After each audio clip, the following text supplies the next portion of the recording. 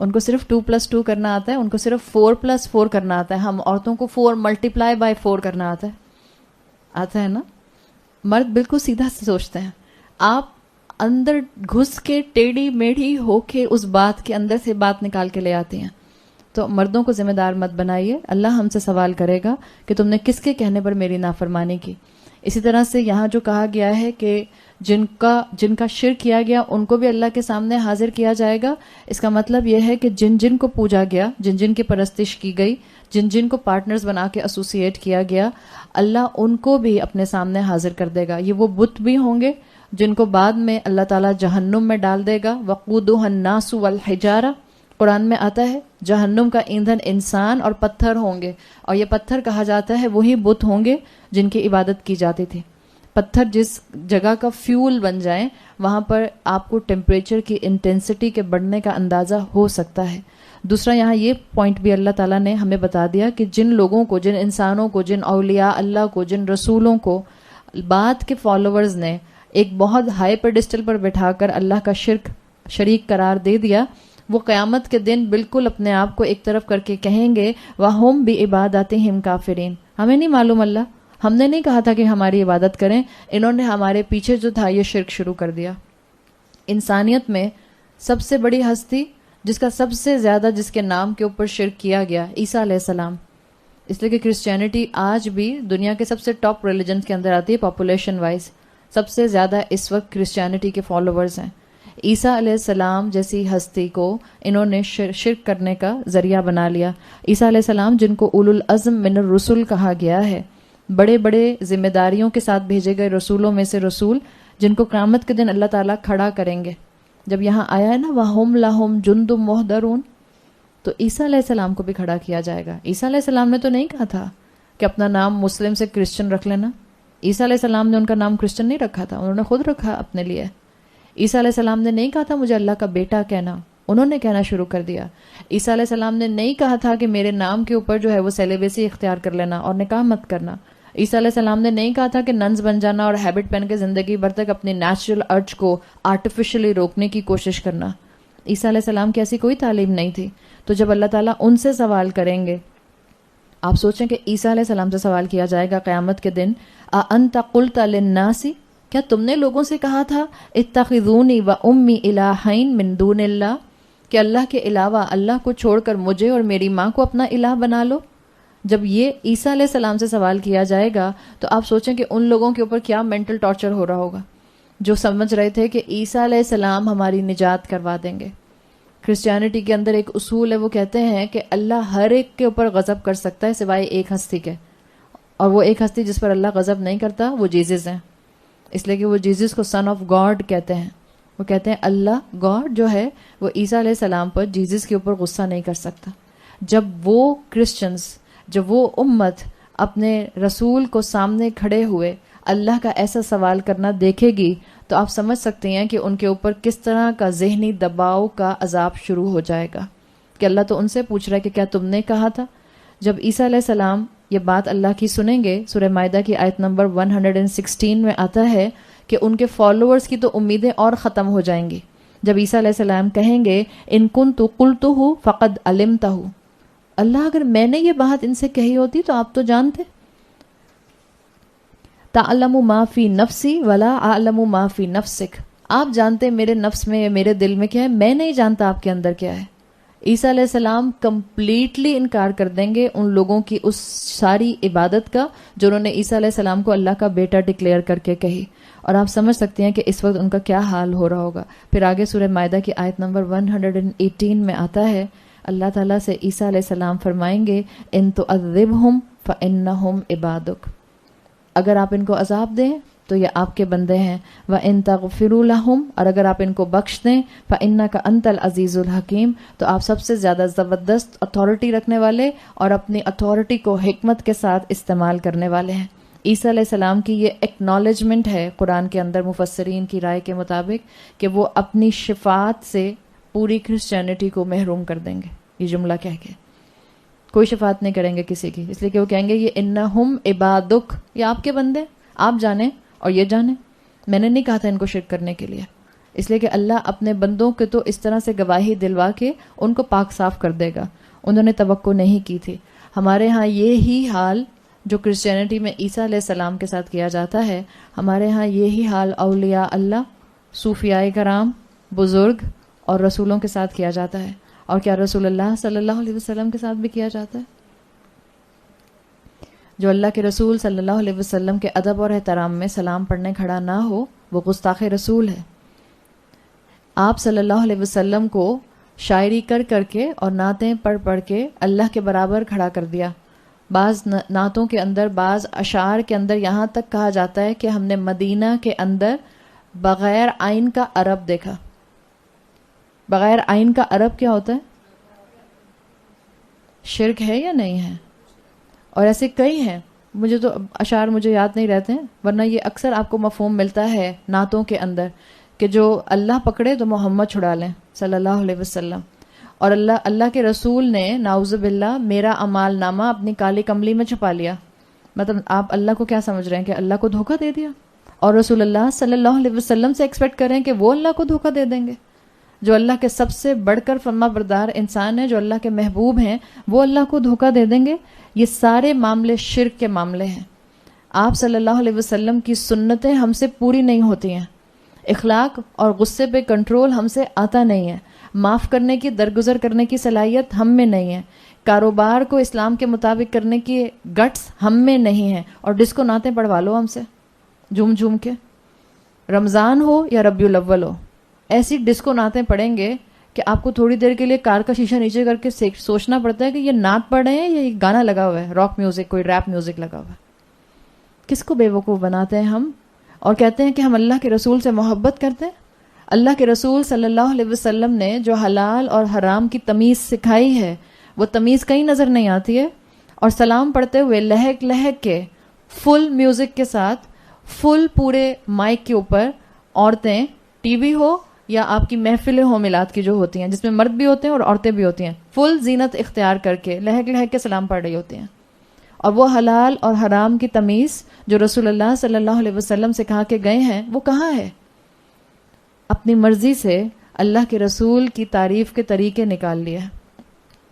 یہ شرک ہے. اللہ کے رسول کو اللہ کے برابر کھڑا کر دیا. اللہ کا اپنا مقام ہے، رسول اللہ صلی اللہ علیہ وسلم کا اپنا مقام ہے. کوئی اللہ کے مقام پر نہیں پہنچ سکتا، چاہے وہ رسول اللہ صلی اللہ علیہ وسلم ہی کیوں نہ ہو. ہاں، انسانوں میں سب سے بہترین انسان رسول اللہ صلی اللہ علیہ وسلم، مخلوقات میں سب سے اللہ کے محبوب رسول اللہ صلی اللہ علیہ وسلم، لیکن اللہ کے برابر ان کو کھڑا نہیں کر سکتے. یہ جن جن لوگوں نے اپنے آپ کو اس طرح کے تمام شرک میں انوالو کیا ہے، یاد رکھیں ان کے لیے یہاں پر وارننگ ہے. جیسے سورہ مائدہ میں عیسیٰ علیہ السلام اپنی شفاعت کا ہاتھ اٹھا لیں گے اور کہہ دیں گے کہ میں نے ان سے نہیں کہا تھا میری عبادت کریں.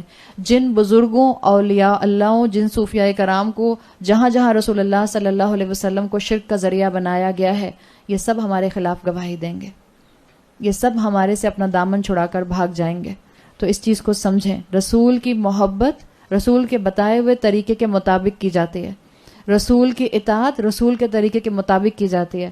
رسول کی تعظیم اور ان کا مقام آج نیا طریقہ نکال کر نہیں ڈرائیو کی جائے گی. ایک دوسرے کے اوپر یہ کفر کے فتوے اور گستاخ رسول کے تانے لگانا بند کر دیں. کم سے کم قرآن پڑھنے والوں کی زبان سے یہ نہیں نکلنا چاہیے. جو اصل میں اللہ کے رسول کا مقام جانتا ہے وہ کبھی اس بات کے اوپر جو ہے وہ جھگڑا نہیں کرتا، وہ اللہ کے رسول کو اصل مقام دیتا ہے.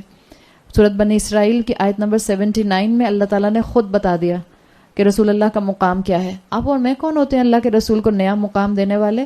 کیوں کھڑے ہوتے ہیں میلاد میں سلام پڑھنے کے لیے؟ کیا کانسیپٹ ہے؟ کیا لاجک ہے؟ کیا ڈاگما ہے پیچھے؟ کیا کریڈ ہے؟ معلوم ہے نا آپ سب کو؟ کیا امیجنیشن ہوتی ہے کہ اللہ کے رسول آ گئے، تشریف لے آئے. کس نے آپ کو یہ گارنٹی سے بتایا کہ اللہ کے رسول صلی اللہ علیہ وسلم تشریف لے آئے؟ یہ تو غیب کے معاملے ہیں، اور غیب کے معاملے انسانوں کو صرف اتنے معلوم ہوتے ہیں جتنا اللہ نے اپنے رسولوں کے ذریعے ہمیں بتا دیا.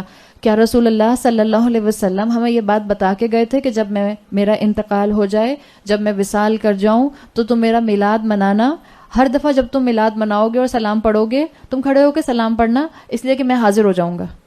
اگر یہ اللہ کے رسول صلی اللہ علیہ وسلم نے بتایا ہوتا ہم مان جاتے، اللہ کے رسول صلی اللہ علیہ وسلم نے ایسی کوئی بات نہیں بتائی، صحابہ نے ایسی کوئی بات نہیں بتائی، صحابہ کو ایسی کوئی خواب نہیں آئی، تابعین کو ایسی کوئی خواب نہیں آئی، تبا تابعین کو ایسی کوئی خواب نہیں آئی. ہم نئے پیدا ہو گئے. نعوذ باللہ ہمیں تو خواب میں اللہ کے رسول نظر آتے ہیں اور کہتے ہیں کہ فلاں جگہ جاؤ، ٹیکسی کے پیسے نہیں ہیں میرے پاس، مجھے ٹیکسی کے پیسے دو. ایسی باتیں ہم کرتے ہیں. جرت کیسی ہوتی ہے؟ گستاخ رسول ہم ہیں یا گستاخ رسول ایسی باتیں کرنے والے ہیں؟ علم حاصل کیجئے. مسلمان پڑھا لکھا احمق نہیں ہوتا. دنیا کے معاملے میں اتنے چالاک ہوں کہ ہم اپنے اچھے برے کو اچھی طرح سمجھیں، اور دین کے معاملے میں کہیں مولویوں کا معاملہ ہے، لڑتے ہیں تو لڑنے دو. اب آپ کی اور میری عقل کہاں چلی گئی؟ آپ کی اور میری نجات دین کی سمجھ کے مطابق درست فیصلے کرنے کے اوپر ہوگی. دنیا کی چلاکیوں کے اوپر آپ کی اور میری نجات نہیں ہونے والی کہ صوفہ بیج کلر کا سوٹ کرتا تھا یا وائٹ کلر کا. اگر بیج کلر کا رکھ لیا تو تم احمق، وائٹ کلر کا سوٹ کرتا تھا تو تم بہت سمجھدار. اس کے اوپر نہیں نجات ہونے والی آخرت کی. اس لیے نہیں اللہ نے قرآن نازل کیا تھا. عقل مندی کے ساتھ کلیئرٹی حاصل کرنے کے لیے اللہ تعالیٰ نے قرآن نازل کیا تھا. اللہ نے اپنے رسول کا مقام خود واضح کیا ہے. سورۃ بنی اسرائیل کی آیت نمبر 79 میں آتا ہے، اسا امید ہے کہ ان یبعثک ربک، آپ کا رب آپ کو مبعوث فرمائے گا مقام محمودا، مقام محمود کے اوپر. آپ صلی اللہ علیہ وسلم کی تعریف کا مقام قرآن نے خود بیان کر دیا ہے. کیا آپ کا مقام ہے؟ کیسے آپ کو اللہ تعالیٰ نے سورج کی جیسی پوزیشن دی، کوئی آپ کا مقابلہ نہیں کر سکتا. اس کے لیے آپ کو اور مجھے دنیا میں بیٹھ کر آج نئے طریقے نہیں انوینٹ کرنے. قرآن پڑھیے، سنتوں کو سمجھیے، صحابہ کی محبت کے انداز کو سیکھیے. اپنے نئے دین میں نئے طریقے اور بدعتیں ایجاد مت کیجیے. بدعت گمراہی ہے. اللہ کے رسول صلی اللہ علیہ وسلم کی حدیث میں آتا ہے تمام بدعت گمراہی ہے، اور گمراہی انسان کو الٹیمیٹلی اللہ کی رحمت سے دور کر دیتی ہے. اللہ نے آپ کو مقام محمود دینا ہے، اور یہ مقام محمود کب ہوگا؟ روز محشر میں. وہ روز محشر جس کی ہولناکی کی وجہ سے، جس کے ہارفک ہونے کی وجہ سے کسی میں مجال نہیں ہوگی کہ وہ رحمان کی اجازت کے بغیر کچھ بول سکے. ایسے میں احادیث بتاتی ہیں کہ اللہ کے رسول، وہ بہت لمبی حدیث، شفاعت کی حدیث آتی ہے، اس وقت سنانے کا موقع نہیں ہے، کہ جس میں انسانیت 50,000 سال تک کھڑی رہے گی. آپ میں سے جو لوگ انشاءاللہ مجھے اگلے پروگرام میں جوائن کریں گے جو 20 رمضان سے شروع ہو رہا ہے، اس میں تھوڑا سا انشاءاللہ ہم آخرت پہ ڈیٹیل سے بات کریں گے. شفاعت کی حدیث میں نے بتائی ہے ابھی اسی پروگرام میں، سورہ کہف میں بتائی تھی. بالکل جی، سورہ کہف میں بتائی تھی. شفاعت میں انسان 50,000 سال کھڑے رہیں گے، انتظار کریں گے، پھر وہ ایک ایک کر کے تمام انبیاء کے پاس جائیں گے کہ آپ اللہ سے کہیے حساب شروع کیجئے. انسان اتنا تھک جائے گا اس خوفناک ماحول سے، انسان کہے گا بس اب حساب شروع ہو جائے. اور پھر فائنلی ہوتے ہوتے کوئی نہیں تیار ہوگا، ہمت نہیں کرے گا اس رحمان کے سامنے کوئی رسول بھی بولنے کی. فائنلی لوگ رسول اللہ صلی اللہ علیہ وسلم کے پاس پہنچیں گے، اور آپ صلی اللہ علیہ وسلم کے لیے آتا ہے حدیث میں کہ آپ صلی اللہ علیہ وسلم کو اجازت ملے گی اور آپ کو ایک مقام پر کھڑا کیا جائے گا. بعض احادیث میں آتا ہے لٹرلی ایک پلیٹ فارم ہوگا جس کو آہستہ آہستہ ریز کیا جائے گا. اتنا ریز کیا جائے گا کہ پوری انسانیت جو گرینڈ گیدرنگ ہوگی وہ آپ صلی اللہ علیہ وسلم کو دیکھے گی، اور ایک دوسرے سے سوال کریں گے کہ یہ کون ہے؟ آپ نے اور میں نے تو رسول اللہ کو نہیں دیکھا نا. تو انسانوں کو اس دن رسول اللہ دکھائے جائیں گے، اور تمام انسانوں کو دکھائے جائیں گے. اللہ ہمیں اس دن اللہ کے رسول کو دیکھنے سے محروم نہ کرے، اللہ ہمیں اندھا نہ اٹھائے، اللہ ہمارے پاس سے ایمان اور عمل کے نور کو دور نہ کرے. آپ کو بلند کیا جائے گا، اور آپ صلی اللہ علیہ وسلم کی احادیث میں آتا ہے کہ پھر آپ اللہ کی حمد کریں گے، اور جیسی آپ حمد کریں گے ایسی حمد کبھی کسی مخلوق نے نہ کی ہوگی. اور آپ صلی اللہ علیہ وسلم نے فرمایا کہ وہ حمد کیا ہوگی میں ابھی نہیں جانتا. اللہ تعالیٰ اسی وقت اللہ کے رسول صلی اللہ علیہ وسلم کو وہ حمد سکھائیں گے. آپ وہ حمد کریں گے، اس کے بعد ایک لمبا طویل سجدہ کریں گے، اور جب آپ سجدہ کریں گے تو پھر اللہ کی طرف سے آواز آئے گی کہ سر اٹھائیے، سل تو عطا، سوال کیجئے آپ کو دیا جائے گا. اور پھر آپ صلی اللہ علیہ وسلم کہیں گے امتی امتی. اور 3 مرتبہ بعض احادیث میں آتا ہے کہ 3 مرتبہ اللہ تعالیٰ آپ صلی اللہ علیہ وسلم سے کہیں گے سل تو عطا، سوال کیجئے دیا جائے گا. اور 3 مرتبہ آپ صلی اللہ علیہ وسلم فرمائیں گے امتی امتی. تو یاد رکھیں شفاعت حقیقی ہے، لیکن آپ کی اور میری چوائس کی شفاعت نہیں ہونے والی. انکنڈیشنل شفاعت نہیں ہے رسول اللہ صلی اللہ علیہ وسلم کی، بس ہم محمد صلی اللہ علیہ وسلم کے امتی ہیں تو ہم بخشے بخشائے ہیں. کھا لیں ایک دوسرے کا مال، کھا لیں رشوت, مار لیں ایک دوسرے کا حق, اڑا لیں ایک دوسرے کا مذاق, کہہ دیں ایک دوسرے کو کافر, الٹیمیٹلی تو جنت میں جانا ہے. ایسا نہیں ہے. وہی رسول اللہ جو اپنی امت کے لیے پریشان ہوں گے اور اس سخت وقت میں امتی امتی کہہ رہے ہوں گے.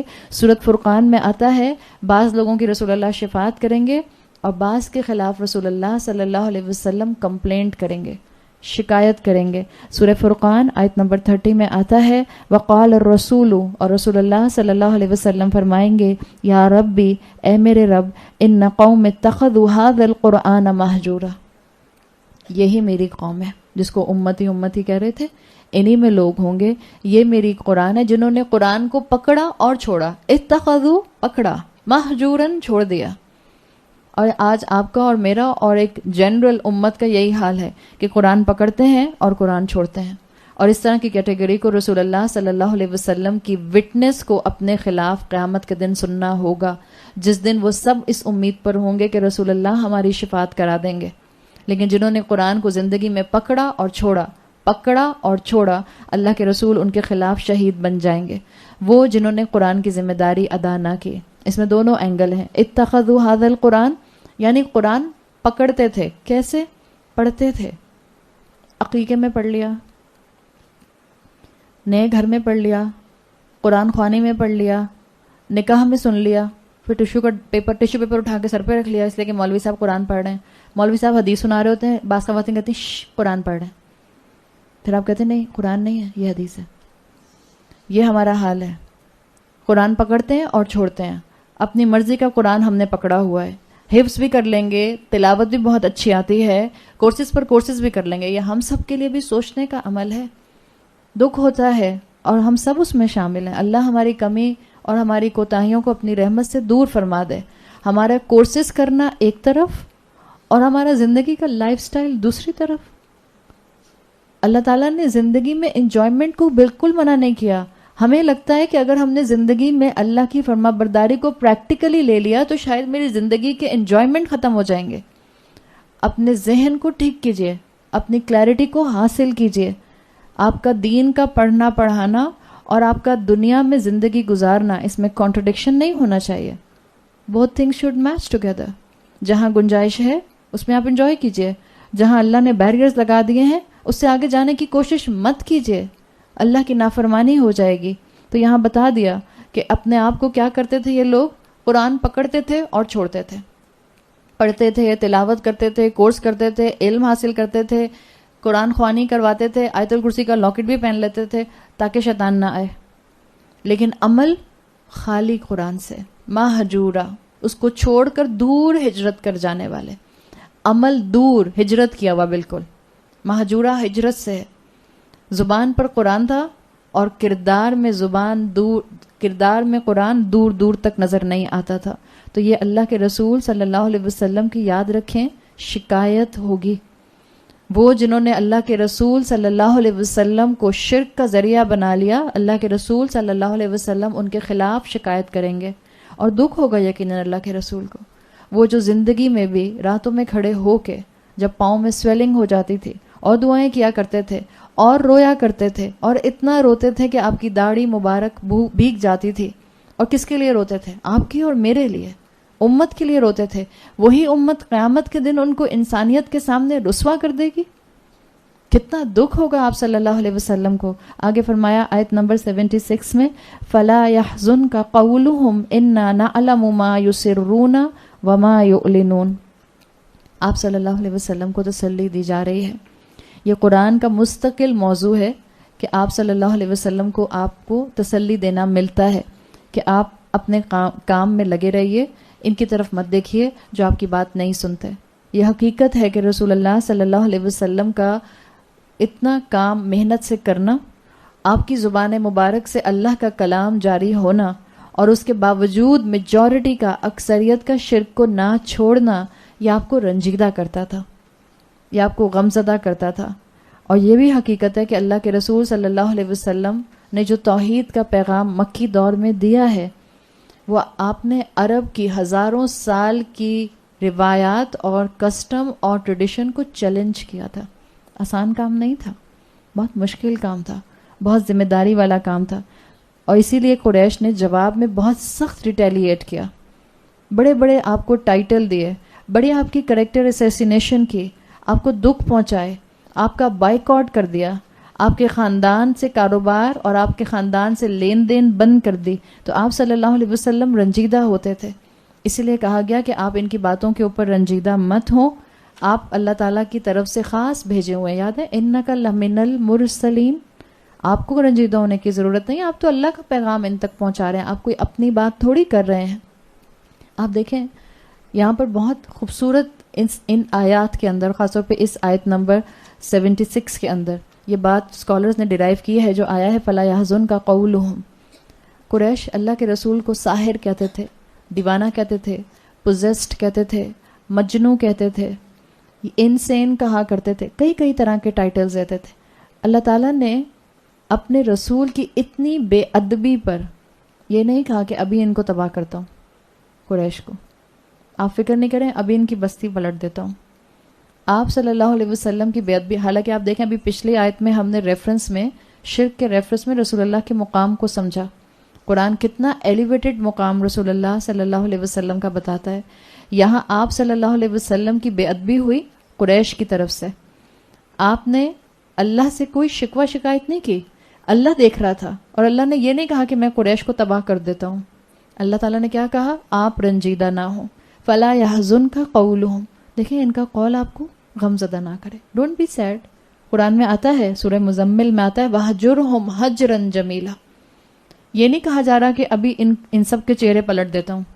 اللہ آپ صلی اللہ علیہ وسلم سے کہہ رہے ہیں آپ ان سے رخ موڑ لیجئے، یہ بدتمیزی کر رہے ہیں، چینج یور ڈائریکشن. بہت کچھ سکھایا جا رہا ہے اس آیت کے اندر. آپ کو یہ چیز غمزدہ کرتی ہے، آپ کو دکھ ہوتا ہے ان کی بات سے، آپ غمزدہ نہ ہوں. اللہ نے تسلی دے دی کہ اللہ آپ کے ساتھ ہے. اس میں ایک تو اخلاقی پہلو ہے، کوئی آپ کے ساتھ کتنی بھی بدتمیزی سے بات کیوں نہ کرے، آپ کا اخلاق کا دامن نہ چھوٹے. اپنی زندگی سے ایک چیز کو کھرچ کے نکال کے پھینک دیں. ہم کہتے ہیں میں غصہ نہیں کر رہی تھی، اس نے انیشیٹ کیا تھا، اس نے غصہ دلایا تھا. وہ ایسی بات نہ کرتی میں بھی غصہ نہ کرتی، وہ غلط کام نہ کرتی مجھے بھی غصہ نہیں آتا، یا میرے شوہر میرے ساتھ اس طرح کا جملہ یا اس طرح کی ٹون استعمال نہ کرتے، لڑائی نہ ہوتی. اس چیز کو اپنی زندگی سے نکال کے پھینک دیں. سامنے والا آپ کے ساتھ ریٹیلیشن پر آئے گا، سامنے والا ایبناکشیس ہوگا، سامنے والا اپنا کول لوز کرے گا، سامنے والا آپ کے لیے آزمائش بنے گا. آپ کا کام کیا ہے؟ آپ اپنا کول لوز نہ کریں، آپ اپنی اس آزمائش میں اللہ کی مدد سے سرخرو ہو جائیں. آپ اپنے آپ کو اخلاق کے دامن سے دور نہ کریں. یہی چیز رسول اللہ صلی اللہ علیہ وسلم کے ذریعے سکھائی جا رہی ہے. آپ سے کہا گیا قرآن میں وَاصْبِرْ عَلَىٰ مَا يَقُولُونَ، یہ جو کہتے ہیں اس پر صبر کر لیں. اللہ تعالیٰ نے کوئی یہاں پر قریش کو ادھر ادھر نہیں کہا. آپ سوچیں قریش کہا کرتے تھے کہ آپ مجنو ہیں، اللہ نے یہ نہیں کہا ابھی قریش کی زبانیں ختم کر دیتا ہوں. اللہ نے کہا ما انت بمجنون، آپ صلی اللہ علیہ وسلم مجنون نہیں ہیں. کانسٹنٹ تسلی رسول اللہ صلی اللہ علیہ وسلم کو دی جا رہی ہے، اور قریش کے اوپر سزا کا معاملہ نہیں آ رہا. اس بات کو بھی سمجھ جائیں. جو اللہ کے دین میں آگے بڑھنے والے ہیں، جو شریعت کو اپنے 5 فٹ کے جسم پر نافذ کرنے کی ہمت میں لگے ہوئے ہیں، جو دین کے کام میں لگے ہوئے ہیں، جو محنتیں کر رہے ہیں، جو خاندانوں کے اندر سنتوں کو زندہ کرنے کا اپنے سر پر بیڑا اٹھا چکے ہیں، اٹس اے ٹف رسپانسبلٹی. لوگ آپ کے ساتھ انسین ہو کر معاملہ کریں گے، آپ کو انسین نہیں ہونا ان رسپانس. لوگ آپ کے ساتھ پاگلوں کی طرح گفتگو کریں گے، آپ کو بدنام کرنے کی کوشش کریں گے. It's okay, let them do what they want to do, let the dog barks. جو سورج پر تھوکتا ہے، کبھی سورج پر منہ کر کے تھوکیے. بعض لوگ کہتے ہیں نا وہ تھوک دور تک پھینک سکتے ہیں. عرب میں جب یہ کہا جاتا تھا کہ سورج پر تھوکنا، اٹس ایکچولی اردو میں آیا ہے عرب سے، عرب کا محاورہ تھا، فیگریٹو اسپیچ تھی سورج پر تھوکنا. یعنی کسی ہائر اتھارٹی کے بارے میں کوئی ایسی بات کرنا ہے، اٹس آلموسٹ لائک کہ آپ نے اپنا ہی نقصان کر لیا. تو بعض لوگ کیا کرتے تھے جب تھوکتے تھے وہ تھوک دور تک پھینکتے تھے. ہم تو تھوک وہیں پھینک دیتے ہیں نا، بعض لوگ بہت دور تک تھوک پھینکتے ہیں. تو جب آپ بہت دور سے منہ اونچا کر کے تھوک پھینکنے کی کوشش کرتے ہیں، اٹ باؤنسز بیک، اب آپ کے منہ پر ہی آتی ہے واپس. تو سورج پر تھوکنے سے کوئی فرق نہیں پڑتا. There is a very deep international policy with in this آیا. ہم مسلمان اکثر ویسٹرن ورلڈ کی حماقتوں کی وجہ سے بہت زیادہ ہائپر رہتے ہیں کہ ہمارے رسول کا مذاق اڑاتے رہتے ہیں. ہم اکثر پریشان رہتے ہیں کہ مسلمانوں کا ایٹیٹیوڈ اس معاملے میں کیا ہونا چاہیے. اصولی طور پر حقیقت تو یہ ہے، اللہ ہماری عوام میں سے اور اللہ ہماری اولادوں میں سے ایسے پولیٹیشنز اٹھائے جو اس ملک کے ہاتھوں کو، جو اس ملک کی رسپانسبلٹیز اور ڈپارٹمنٹس کو سنبھال لیں. اصولی طور پر اگر ویسٹرن ورلڈ سے ایسی کوئی بھی بدتمیزی کسی کے بھی ریلیجن کے، جس کو فادرلی فگر کہا جاتا ہے، اس کے لیے آتی ہے، so government should take a stand and develop a law suits. Legal understanding کے ساتھ بات ہونی چاہیے، ان کی زبان میں ہی ان سے بات ہونی چاہیے، قانون کے لیول پر ان سے بات ہونی چاہیے. بٹ ہم کیا کریں، ہمارے حکمرانوں میں گٹس نہیں ہیں، اور اگر ہمارے حکمرانوں میں گٹس نہیں ہیں تو اصل میں قصور ان کا نہیں ہے، کس کا ہے؟ ہمارا ہے. ہم میں گٹس ہیں اسلام کو اپنانے کے؟ ہم میں سے ہر ایک انڈیویجول کیپیسٹی میں اپنے آپ کو دیکھ لے، مجھ میں گٹس ہیں اسلام کو ڈیفینڈ کرنے کے؟ میرے سامنے ایک بہت بڑا انٹیلیجنسیا کا بندہ، اکیڈیمیا کا بندہ بیٹھ کر حضرت عائشہ رضی اللہ عنہا کے اوپر جو ہے وہ ایکوزیشنز کرتا رہتا ہے، یا وہ رسول اللہ صلی اللہ علیہ وسلم کے خلاف باتیں کرتا ہے، نعوذ باللہ، کہ آپ کی سیکسچل ارج اتنی زیادہ تھی اس لیے آپ نے اتنے نکاح کیے. گٹس ہیں مسلمانوں میں ایک یونیورسٹی کے پروفیسر کو شٹ اپ کرانے کے لیے؟ کہ آپ کی ہمت کیسے ہوئی ایسی بات کرنے کی؟ جب علم نہیں ہوتا تو گٹس نہیں ہوتا ہے، جب ایمان نہیں ہوتا تو کنوکشن نہیں ہوتا، جب کنوکشن نہیں ہوتا تو مسلمان شرمندہ شرمندہ منہ چھپائے پھرتے ہیں. اور ہمارا اس وقت یہی حال ہے، ہم شرمندہ شرمندہ منہ چھپائے پھرتے ہیں. اس وقت طریقہ یہی ہے، اگر گورنمنٹ لیول سے بدتمیزی ہوگی تو گورنمنٹ لیول سے لا سوٹس بنائے جائیں گے، قانون کی زبان میں بات کی جائے گی، اور اس کے اوپر ان سے جو ہے وہ لیگل ڈاکیومنٹیشن ہوگی. باقی جہاں تک بات ہے یہ کہ عوام اس کے بارے میں کیا کرے، ایک بات اپنے ذہن میں رکھیں، وہاں سے بائی پالیسی کبھی نہ کبھی تھوڑے تھوڑے انٹرولز کے بعد یہ کام کیا جاتا ہے، اور تاکہ مسلمانوں کو ایک بلا وجہ کا ہائپر وینٹیلیٹ کروایا جائے. مسلمان ہائپر ہوتے ہیں، ان کو میڈیا پاپولیرٹی ملتی ہے، وہ پیسے گین کرتے ہیں، اور کیا ہوتا ہے، جو وہ چاہتے ہیں مسلمان وہ کر لیتے ہیں. اب اس کا طریقہ یہی ہے کہ آپ اور میں قرآن سے جڑیں. یاد رکھیں، جتنے ظلمات دور ہوں گے اتنا نور سٹرونگ ہوتا جائے گا. مسلمانوں کو مضبوط ہونے کی ضرورت ہے. مسلمانوں کے اندر وہ ایکیومن نہیں ہے کہ وہ ویسٹرن ورلڈ کی گیم کو سمجھ سکیں، یا ہمارے سروں پر ایسے حکمران بیٹھے ہیں جو ان گیمز کو سمجھنا نہیں چاہتے، جو قانون کا جواب قانون سے دینا نہیں چاہتے، ان میں گٹس نہیں ہیں. تو اللہ تعالیٰ سے دعا کریں کہ اللہ ہمیں ایسا بنائے، ہماری اولادوں کو ایسا بنائے کہ ہم اس ملک کو، اس نعمت کو صحیح طرح سے استعمال کر کے اسلام کا نام اونچا کر سکیں. اللہ تعالیٰ نے کہہ دیا وَهْجُرْهُمْ هَجْرًا جَمِيلًا، آپ اپنا رخ جو ہے وہ ان سے موڑ لیجئے. یقیناً اللہ کے رسول صلی اللہ علیہ وسلم کو تکلیف ہوتی ہوگی ان ٹائٹل سے، لیکن اللہ تعالیٰ نے آپ کی تربیت کی اور آپ کے ذریعے ہماری تربیت کی ہے. یاد رکھیے، آج کفر مضبوط ہے، آج کفر اعتماد والا ہے، آج باطل ڈنکے کی چوٹ پر پوری دنیا پر حکومت کر رہا ہے. حالانکہ اللہ کا کلمہ آیا تھا بلند ہونے کے لیے، اللہ کا کلام آیا تھا دنیا کو فساد سے بچانے کے لیے. مسلمانوں میں تو اتنے گٹس نہیں رہے کہ اپنے مسلم ملکوں کے اندر اسلامی شریعت نافذ کر سکیں، کہاں دنیا پر نافذ کریں گے. آج مسلمانوں میں گٹس ہیں کہ کافر کو کھڑے ہو کر پہلے سوال کریں، how dare you can say that Islam is barbaric, جب تک کہ آپ نے اس کے سوشل سسٹم کو اپنے ملک پر نافذ کر کے نہیں دیکھا. ہے کسی اسلام کے مسلمان میں اتنے گٹس کہ پہلے آپ سوال کر لیں؟ جب وہاں سے سوال پہلے آتا ہے، and this is a natural phenomena. Education field میں وہ کہتے ہیں کہ جو سوال شروع کرتا ہے اصل میں وہ سارے کانورسیشن کو کنٹرول کرتا ہے. جیسے انٹرویور جو ہوتا ہے، انٹرویو کرنے والا، آپ انٹرویور کے سامنے، انٹرویور جو ہوگا وہ گریجویٹ ہوگا اور اس کے سامنے آپ کسی P H D Nobel prize والے کو بٹھا دیں، انٹرویو کے سوالوں کی ڈائریکشن اس انٹرویو کے 30 منٹس کے سپین میں اس پی ایچ ڈی کیے ہوئے انسان کو احمق ظاہر کر سکتے ہیں. اندازہ ہے آپ کے سامنے تو ایسے کتنے ٹاک شوز آتے ہوں گے.